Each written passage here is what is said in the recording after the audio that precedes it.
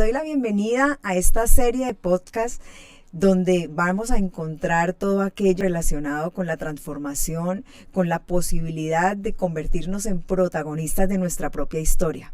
Soy Mayra Tolosa y mi propósito es guiarte a que descubras esa historia maravillosa que Dios ha puesto en tus manos y que te encargues de protagonizarla. Así es que, bienvenidas.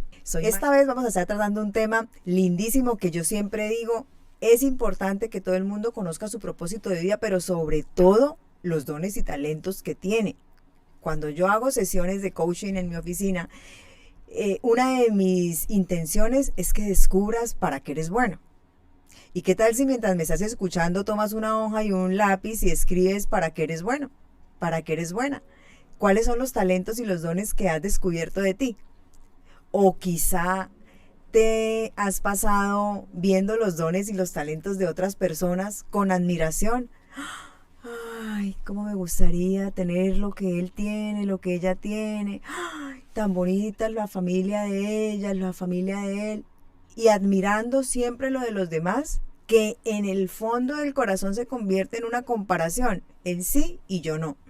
Y eso pues realmente se convierte en frustración, porque si podemos analizar, la frustración es esos deseos no cumplidos, fallidos, y entonces eso me frustra y me hace entender que yo no tengo como la esperanza de llegar allá. Y eso tenemos que trabajarlo porque no podemos vivir en frustración, más bien en esperanza. Recuerden que la esperanza proviene de Dios y podemos ver de una manera especial cómo podemos llegar allá donde queremos. Este podcast está enfocado en tu propósito de vida, en tu talento, en lo que haces que puede ayudarte a crear hasta un emprendimiento. Y también quiero hablarte de mi historia porque no hay nada mejor que servir con el ejemplo. Y a mí me gusta que tú puedas ver y puedas decir, si Mayra lo está logrando de esa manera y si lo descubrió de esa forma, yo también puedo y con lo que Dios me ha dado. Uno de los dones y de los talentos que yo descubrí que el Señor había puesto en mí era primero la fluidez verbal, la capacidad que yo tenía para poder hablar con una persona, transmitirle un mensaje, hacer que ella me comprendiera y sobre todo influir en su pensamiento de manera positiva. Y bendito sea Dios que me puso en sus caminos para que yo utilizara esta influencia de una manera enriquecedora para la vida de las personas. Y cuando yo empiezo a descubrir esto, empiezo a darme cuenta que puedo escribir, que puedo publicar cosas. Y fue donde yo empecé a escribir mi primer libro. Mi libro Con Dios Vivo Mejor. Y ese libro lo escribí en un tiempo de crisis, porque fue un tiempo en el que tuve que separarme de la ciudad donde vivía e irme a otra ciudad. Y al llegar a esa ciudad me sentí muy sola, me sentía como desamparada, yo era muy consentida o soy muy consentida por mis papás, y cuando nos vamos para la otra ciudad me sentía desamparada porque no estaban mis papás conmigo. Y eso fue algo... lloré todos los días, lloraba todos los días, lloraba en cada momento porque me sentía sola, pero recordé que yo tenía una habilidad para escribir. Entonces yo antes, en el 2003, hacía unos devocionales escritos por Word y los enviaba a correos electrónicos de los jóvenes de nuestra iglesia en ese entonces, y eran más o menos 200 correos electrónicos que yo enviaba escribiendo esos devocionales, que por cierto todavía tengo el registro de esos devocionales. Y yo empecé a darme cuenta que el Señor había puesto en mí la capacidad de escribir. Así es que en el 2013, cuando atravieso este cambio, te estoy hablando de 10 años más adelante, entiendo que eso puede crear en mí una oportunidad o una fuente. Y empecé a escribir el primer libro que se llama Con Dios Vivo Mejor. Y esto se convirtió en una manera de facturar, porque el libro, que era mi historia, se convirtió también en la historia de alguien más. Hoy en día las personas cuando lo leen a veces me escriben y me dicen, este capítulo lo tomé como para mí, estoy pasando por esta situación y precisamente lo que cuentas ahí me tocó el corazón, estoy viviendo lo mismo, gracias por darme esas herramientas. Y de esa forma las personas también se ayudan. Lo que Dios ha puesto en ti es lo que el mundo necesita para lograr un crecimiento y para enriquecerse. No pienses que no tienes un don o un talento. La palabra dice que Dios le da a cada uno como corresponda, pero sobre todo que a cada quien le da un don. A cada quien le da un talento. En eso que tú eres bueno, en eso que tú harías sin que te pagaran. ¿Qué es lo que tú harías sin que te pagaran? Por eso también quiero hacer aquí como un enfoque en el famoso Ikigai del que nos hablan los japoneses, que es esa manera de hallar el propósito de nuestra vida. ¿Qué es lo que hacemos nosotros sin que nos paguen?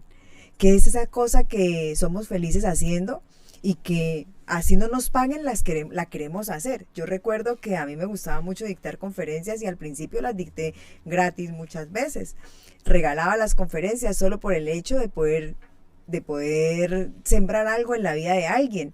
Empecé con centros comerciales, inclusive en medio de la pandemia, por la virtualidad, también regalé muchas charlas. Pero luego, poco a poco, también fui cobrando algo poco, pero era feliz haciendo lo que hacía. Ya después, bajo una asesoría, me iban diciendo, no, venga, esto lo que usted hace cuesta.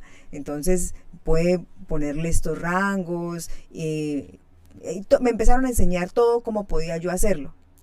¿Por qué te digo esto? Porque tenemos que saber qué es lo que se nos da bien hacer. Tenemos que saber qué es lo que hacemos sin que nos paguen. Tenemos que saber qué necesita el mundo, porque el mundo necesita muchas cosas, pero de lo que tú haces y sabes hacer, ¿qué necesita el mundo de ti? Y luego puedes preguntarte, ¿qué pagaría el mundo de lo que tú tienes? ¿Sí? ¿Por qué te pagarían? Yo descubrí que a mí el mundo me pagaría por ayudarles a descubrir de verdad esa historia en la cual de pronto se han victimizado y no han podido encontrar la plenitud y ser felices. Y empecé a descubrir que me podrían pagar por ayudarles a encontrar ese norte, ese camino, que obviamente en el coaching cada persona lo traza a su manera, porque nosotros simplemente los ayudamos por medio de preguntas, les indicamos el camino, pero es cada quien el que decide hacerlo.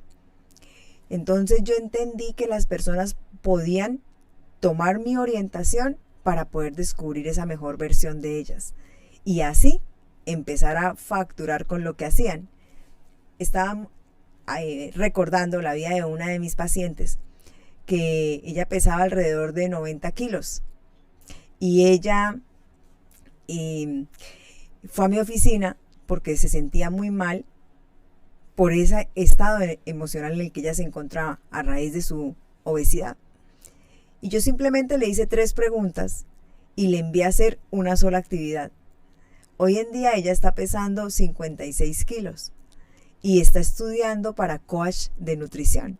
Muy pronto la voy a tener por aquí también para que ustedes la escuchen.